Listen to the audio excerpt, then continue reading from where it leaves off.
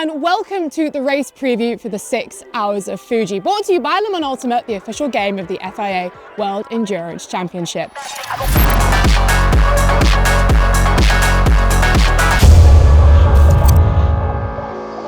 My name's Alexa Randall. I'm joined by our resident WEC expert, Sam Smith, and we are back in the land of the rising sun, Fuji Speedway. It's been the home to many a fantastic battle in the World Endurance Championship over the years, and now we are very much in the business end of the season. In LMGT3 and in the Hypercar World Cup, championships could be decided this weekend. Yet, overall in Hypercar, things are closer than ever. But before we get into all of that, let's talk about where we are, Sam, because this is Toyota's homeland in more ways than one. They've been incredibly successful here. They actually own the track itself, and they're sort of in a championship fight now on this incredible track. Yeah, their fantastic hybrid engine is actually built and developed a stone's throw away from this facility. Wow. Can you believe they've won 9 of the 10 races at this track? It is mental how dominant they are here. They've only been beaten once in 2015, almost a decade ago. So it's going to take something special from their competitors to beat them on this very particular track. You know, we're talking about almost a mile behind us until the braking area here. 0.93, just under a mile, one of the longest straights in world motorsport. 1,500 metres for those who don't speak miles. Or Olympic fans as well. I think we're going to see this weekend one of the closest races of the season. I think Toyota are there to be beaten, but as we saw at Qatar, they weren't expecting that much in terms of result, and they eventually got second place with a number 7, and that's kind of squeezed up the points at the top of the table with the Ferrari and the Porsche number 6. So there's 3 manufacturers going for it, and that's no surprise because we've had 6 winners with 3 different manufacturers over the course of 6 races. It's crazy. A new winner every event, so it is the most competitive season to date. Well, actually, let's delve in a little bit more into those championship standings, because we have the Manufacturers' Championship, we have the Drivers' Championship. It's the same 3 manufacturers involved in both, but it's not currently in the same order, is it? No, it's not. It's ultra close, first thing to say. Toyota are leading the manufacturers for the first time this season, but it's by a slender advantage. Because it's Porsche that have led it the rest of the year, right? Exactly, yeah. And Toyota usurped them in the last race at Qatar. Okay. It's a 3-way fight for the title. And as we've seen, Ferrari in 3rd position are capable of winning. Okay, it wasn't with a factory car at Qatar, but they won Le Mans. I think when we talked last time, we were saying, you know, can Ferrari win a race outside the 24 hours? I don't think anyone forecasted that the 83 AF Corsa Ferrari would do that, and it did it in fantastic circumstances in terms of how they conducted that race, how they had to up their pace in the first hour and get the pressures up on their tyres after a bit of a warning from the FIA. Really nice little part of the story which made up this sort of fascinating strategy which enabled them to win. Well, I think that's a really interesting point that you made, that Ferrari did ultimately finally get that monkey off their back in terms of taking a win outside of Le Mans. None of us thought it would be the 83, despite perhaps their success in Le Mans and what could have been there. Now it's almost time to look at the factory teams and say, right, okay, your privateer entry can do it. What's going on here with the 50 and the 51? They're surely going to be wanting to take it to Toyota this weekend and ignite that championship scrap. They'll be very hungry to just get a bit more positivity into their races. We saw Antonio Giovinazzi have contact with a Lexus, which ultimately was the downfall and contributed to that problem he had. And then the 50 was never really in the game at Qatar, which was odd. I mean, it got quicker. Unusual for them, if anything. Very much so. It got quicker in the second phase of the race, but in the first portion, the first 3 hours, it really lacked consistent pace. So they'll be keen to overturn that. I mean, last season, when you look at what happened here 12 months ago, Porsche, the number 6, had a fantastic race. They led for 4 hours, but Ferrari weren't really at the forefront there. So I would think that Ferrari, in terms of what they have as the balance of the speed they've got and also the vehicle dynamics that they've sort of perfected in recent races, it feels right that they're going to be getting a victory in that factory number 50 or number 51. And there's a story in itself, because with the championship positions, you're going to find that the 51, which is out of any contention now after that non-score at Qatar, and the number 8, which also didn't score, from a Ferrari-Toyota point of view, it's very much split between the number 7 and the number 50 going for the title. Things do get complicated in that sense though. We spoke last time in regards to Toyota with the 7 and the 8. Was it at the point where the 8 would be supporting the 7 in favour of the championship? We're kind of at the point now where that feels a little bit more obviously the case. However, we still have a manufacturer's fight to be won, and I suppose trying to handle that,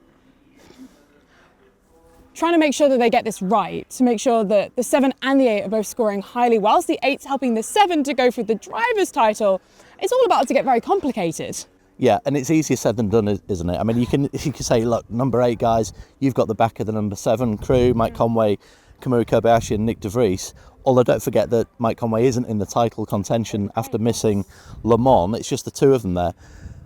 But in the whole maelstrom of fighting with other manufacturers, and some of the manufacturers, the new ones that we've seen from Alpine and BMW and even Cadillac, they could be interlopers and get in amongst them. So then it's hard to orchestrate. It's hard to, the days of just pulling over or backing off and allowing another car to come through are over, because there's so much jeopardy with other competitors out there. So it's a hard one for the strategists and the team managers calling the shots on the pit wall to actually make a reality. Well, you mentioned there are some other teams that could perhaps throw in a little upset, try and reap the benefits of a manufacturer's championship scrap going on. I think one that we could expect to see is certainly Cadillac. Last couple of races working with Chip Ganassi, they've got something to prove. I think after maybe what would be viewed as a disappointing Qatar race for them.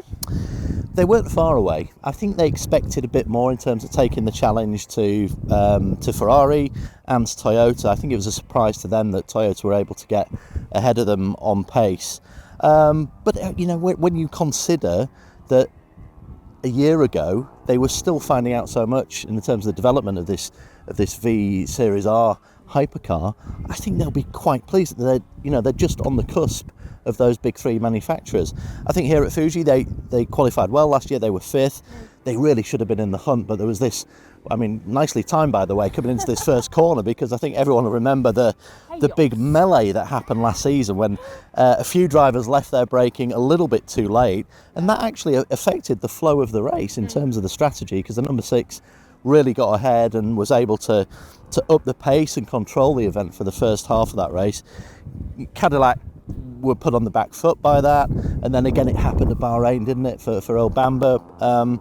So in terms of finishing the season off, I think they'll be looking at trying to get a podium. I think a podium would be a real feel-good factor, for them. I'm not quite sure they'll have the pace here to challenge for an outright win, but Cadillac with Alex Lynn and old Bamba, I see as a potential one of those interlopers I mentioned before about getting in amongst those top 3 manufacturers. Actually reminded me of one of my favourite Eduardo Freitas quotes, our race director here at the WEC, and it's, you can never win a race in turn 1, but you can always lose it. He's lectured our drivers enough with that over the years, and it's something that rings true in my mind. And actually it reminds me of the Porsche situation, because we haven't spoken about Porsche Penske Motorsport yet. Okay, fine, it wasn't the first corner, but the number 5 certainly were looking pretty comfortable heading into Qatar, and then a very unusual incident cost them a chance of a successful race, really. Yeah, they got a penalty at the end of the first lap for a bizarre reason. They have a what's called a pitot tube, which manages pressures and all kinds of other data that is sent from the car to the pit. And they'd left a cover on it, and anything that's left on the car from when it's sat on the grid obviously has to be taken off for safety issues and possibilities. So that meant that they had a penalty, put them on the back foot. They did come back through and they did well. The number 6, I thought, did exceptionally well, because it was it was the most difficult race for Porsche Penske in terms of just getting a good balance on the car and getting a good consistency over stints. And that 6 has still kept the championship lead. Exactly. For drivers. Well, it's got, for me, their consistency this season, even when the rub of the green has gone against them or they've not been quite on the pace of the leading cars, they're still getting some decent points. That's how you win titles. So they're still in the box seat, 11 points. It's not going to be enough to head to Bahrain thinking this is easy street and we're going to play the percentage game. It's going to be very much a case of continuing what they're doing, and hopefully if they can transpose what they had last year and be at the forefront, then they can get a really useful lead to take to Bahrain. Should we just mention our special guest for today's episode, the Wow. Pretty epic. This is, we're talking about Eduardo. He's just arriving for the driver's briefing later. That is one of the amazing things about Fuji. They always put on a fantastic grid show, so that's one you don't want to miss in our race broadcast at the weekend. We've spoken about the Porsche cars. Let's talk about their privateers, because I mentioned at the start that actually the Hypercar World Cup Championship could be decided this weekend. There's obviously 3 Porsche cars involved in that, as well as the number 83 Ferrari AF Corsa car. How are things shaping up? And also, maybe for anyone who doesn't know what the Hypercar World Cup is, can you kind of give us a little rundown, Sam? Yeah, this is like a sort of sub-title fight within the main Hypercar official championship. It's a trophy, essentially, the FIA Hypercar World Cup. It is for the cars that are, you would say, a privateer entries, not factory entries. So we're talking obviously the 83, which won overall in Qatar, the 2 Jota cars, and Proton competition. So yeah, it looked like it was a foregone conclusion, didn't it? The number 12 was going to win it pretty easily. Yeah, after that win in Spa, right? Exactly, and was going to wrap it up possibly here at Fuji, but they had a really difficult day in Qatar, and we saw it coming in and out of the pits, trying to clear this issue that it obviously had. Hopefully they've crunched the data and they've reset systems and they've replaced what needed to be replaced for here at Fuji, but that lead that they had has been eaten into, and it's 30 points now. So the 83, if they reprise what they did at Qatar, they could be right on the coattails of lifting that World Cup in Bahrain. So basically the number 12 needs a perfect weekend for it to happen, and the 83 also need a perfect weekend to get themselves properly back in contention. Yeah, I'd say so. What we know about those 3 in particular is that they're really close on performance. I mean, the 83 had it in Qatar, but I expect them to be in the same sort of real estate come Sunday at Fuji. The Proton competition, a couple of disappointing races for them. Yeah. They've got high expectations for that car, and so they should. Fantastic event at Spa for them, but it's not quite happened. Neil Jolly competing in his 70th WEC race this weekend. It'd be a nice way for him to celebrate that by taking the World Cup win if he can this weekend. I'm excited to see how that all plays out, and I'm excited to see how some of our other manufacturers and teams perform this weekend, because we've seen some real progress over the last few races. For a couple of teams that we spent a lot of this year saying, give them time, they'll get there. They're actually getting there now, and I think the one that really comes to mind for me is Alpine. That was probably a real moment in their car's development, to have Charles Malaysia doing such an impressive qualifying and then to get their best result to date. Absolutely. What made it all the more superb in terms of the performance was the fact that they were the only manufacturer who had not tested at Qatar, and they went there, they got the job done. I thought Charles Malaysia was one of the stars of Qatar the whole weekend, especially in qualifying. But you know, even in his stints, he was extremely quick. Yeah, it didn't start well, did it? Ferdinand Habsburg having a few schmozzles in the first stint, but again he regrouped and got the car back on track, served the penalty, got back on it, no one panicked, and they really started to find their feet with this A424 hypercar from Alpine, and they'll take a lot of positives from that. Obviously they've got no previous data in terms of that car here, but what they do have is experience on an operational front and understanding some of the quirks of this track through the LMP2 years that they had with Signature. Likewise, I think BMW also are in the same sort of stratosphere. Very, very positive from what they achieved in Texas. It felt quite harsh for them, the way that the race ended up playing out, that actually it was probably their most positive race to date, and then bad luck, penalties, the usual endurance racing, luck of the draw just didn't work in their favour. But I'm excited to see what they can kind of do here now that things are starting to head in the right direction.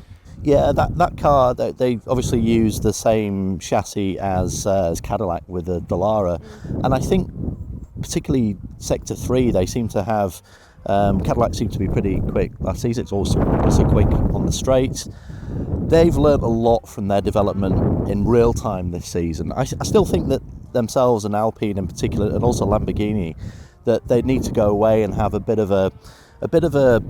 more performance testing, obviously, but also just understanding how the rubber works on different tracks, because they're all still trying to figure out the best way to get through their stint on whatever rubber they choose from Michelin. So, but BMW will be pretty ebullient about what they did in Qatar. They deserved a bit more. You know, they had penalties, so you know that's kind of their own doing in a way, particularly with the yellow flags. I expect BMW and Alpine that if they get a podium in the remaining 2 races, that'll be a big box tick for both of them. I think we'd all like to see it. It's always fun when we get a new manufacturer on the podium. And actually, before we move on, I realised we forgot to mention a bit of news heading into this weekend about a driver change in the Alpine. Yeah, good to see Jules Gounon back in the car. You know, he raced obviously when Ferdi Habsburg had his incident early in this year. Did a solid job. He's well known to the team, gaining a bit more experience, getting some laps under his belt, and again, he's kind of in the shop window for a hypercar drive for next season, I would imagine. So it'll be good for him to showcase what he can do again. And he's replacing Paul-Loup Chatin. Great. Yeah, Paul-Loup Chatin's taken a bit of a break. Still very much part of that squad. But wasn't it meant to be a contractual thing, is what Alpine said? Yeah, I think from what we understand that there was always a plan to give Jules a bit more track time in terms of the competitive racing laps. So he's a very talented driver. It makes sense. He is, and I think the more experience he gets of the hypercars, the better. It's one thing testing in far-flung Aragon or wherever for day after day. It's another being amongst the midfield or the upper midfield of hypercar here. But for now, upon the backdrop of all of this Toyota Gazoo racing branding, Toyota's home race, are you going to predict a Toyota win, or what are you going to be doing for us? What's the feeling? Well, I hope there aren't any locals around. I'm not going to tip. I'm going to tip Porsche to reprise their 2015 victory. I'm just really undecided whether it's the 5 or the 6 car. Or could it be a private hit?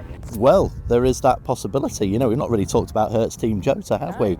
And much, but you know, they are very capable of winning, as we saw at Spa with the number 12 car. However, I'm going to go for the number 6, which for the general story of the championship wouldn't be that fantastic in terms of sort of concertinaing everything up. But they were super good here last year. You know, Laurens Vanthoor, he opened with a couple of absolutely dynamite stints last season. Andre Lotterer knows this place like the back of his hand. It's almost a home race for him here, really, isn't it? You know, he raced here for over a decade in Super Formula and has raced here and won here in WEC as well. I just think they could be super strong here this weekend. Ultimately, I think it will probably come down to Porsche versus Ferrari. I think Toyota just, for various reasons, mainly to do with obviously the criteria of balance that is worked in hypercar, I think they just might struggle a bit here. However, they know all the secrets. They weren't confident going into Qatar, and they still fought for victory in that thrilling last hour. So never discount Toyota, but I've just got a feeling it might be a straight fight between Porsche and Ferrari. So I'm going with number 6. I think we'd love to see it. Thank you so much, Sam, and thank you for joining us. Like I said, the championship battles are getting closer and closer. The Hypercar World Cup could be decided this weekend, and there's plenty of points on offer and battles to be had. Make sure you're following along with all of the racing action on FIAWEC.tv, and of course we'll bring you our updates all across our social media. We'll see you post-race for the post-race debrief.